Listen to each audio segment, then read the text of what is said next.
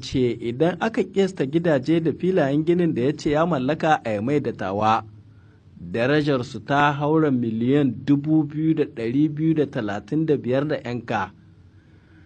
Shin ko ta wace hanya waɗannan kuɗaɗe suka shigo shi? A taƙaice Isu Muhammadu ya ci amanar manufofin tsarin siyasar gurguzu, abin da ke kwatanta alamun rena hankalin 'yan Nijar saboda yadda tsohon shugaban ƙasar ya yi amfani da siyasa wajen shirya wa kansa daula. Le Nouveau Republicain na cewa akwai alamar har yanzu ba a sakaro Muhammad Bazoum marar gudanar da al'amuran mulki ba, ganin yadda har yanzu ake ci gaba da tafiya ba tare da ya ɗauki wani ƙwaƙƙwaran matakin da zai kwantar da hankalin 'yan Nijar ta yadda za su samu tabbacin cewa shugabancin ƙasa ya sake hannu kuma yana gab da bullo sabbin hanyoyi, ko da yake waɗanda suka san shi na yi masa shaidar cewa zai iya samar da sauyi, haka kuma kafafen ƙasa da ƙasa na yi masa shaidar cewa baya cikin mutanen da suka yi dumu-dumu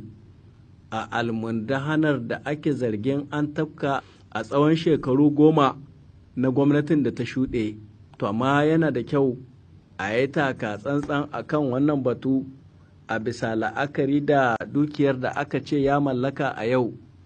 idan aka kwatanta ta da matsayinsa na malamin makarantar da ya fara bayyana a fagen siyasa a 1990. Jaridar ta ce manazarta na ganin Isu Muhammadu da ke tunanin tsara abubuwa ya sauransa ba zai yi wani dogon tasiri ba a wannan sabuwar tafiya ta gwamnatin Muhammad Bazoum, duk kuwa da cewa ya shigar da mutanensa har ma da ɗan cikinsa a harkokin gudanar da mulki. Haka kuma akwai alamar da yawa daga cikin masu bakin faɗa aji sun fara dawowa daga rakiyarsa, a cewar Le Nouveau Republicain. Jaridar Niger Inter Hebdo ta ce shugaba Muhammad Bazoum ya ƙudiri aniyar saka tsari a harkokin wayar sadarwa,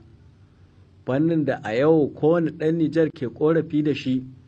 sakamakon rashin ingancin layin waya ko na yanar gizo-gizo. Kowane ɗan Nijar na tofin alatsi ne a kan yanayin ayyukan kamfanonin wayar sadarwa a wannan ƙasa. Dalili kenan ake ganin ganawar da shugaban ƙasa ya yi da masu ruwa da tsaki a kan sha'anin wayar sadarwa a ranar 7 ga watan Mai tamkar wata hanyar fita ne daga matsalolin da jama'a ke fama da su a wannan fanni, yayin da a ɗaya ɓangare abin ke zama wani hannunka mai sanda ga waɗannan kamfanoni, domin shugaba Bazoum bai yi wata ba ya gaya musu cewa yana buƙatar a baiwa 'yan Nijar damar samun layin waya mai inganci a kan farashi mai rangwame, musamman ga mata da matasan ƙananan kamfanoni da masana'antu. Jaridar La Griffe ta bayyana cewa yaƙi da ta'addanci da yaƙi da cin hanci su ne muhimman abubuwan da 'yan Nijar suka zuba ido su ga ta inda shugaba Muhammad Bazoum zai bullo musu, yayin da a nasa ɓangare shugaban ke ta ƙoƙarin ganin ya yi wani abin a zo a gani a aikace, duk kuwa da cewa akwai alamun mutumin da ya gada yana ci masa layi.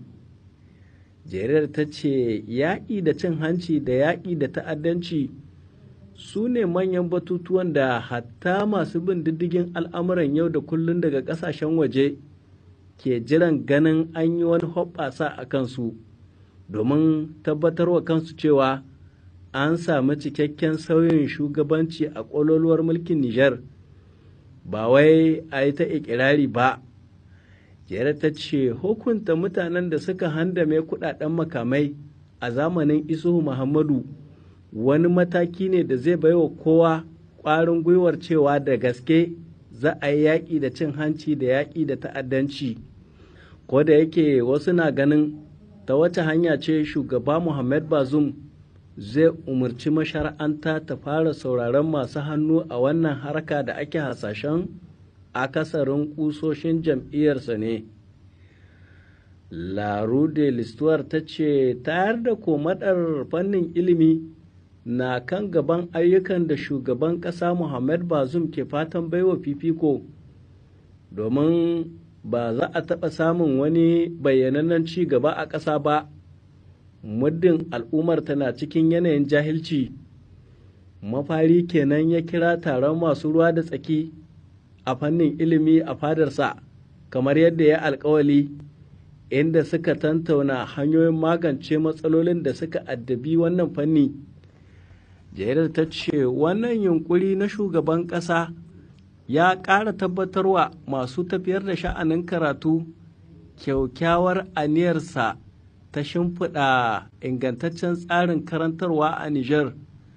kamar yadda ya ƙudiri aniyar aikatawa a tsawon shekaru 10 masu zuwa. Jaridar Le Canard de Chene na cewa sha'anin tsaro na ci gaba da taɓarɓarewa a wasu yankunan Nijar. Shin ko sojoji ya kamata a naɗa domin shugabancin jihohin Difa, Tilaberi da Tawa? Akwai wuya a yi mako guda ba tare da an kai hari ko an hallaka wasu ba a waɗannan yankuna saboda yawaitar ayyukan 'yan bindiga. Sabili kenan wasu ke ganin buƙatar tsaurara matakai a kan abin da aka yi a can baya.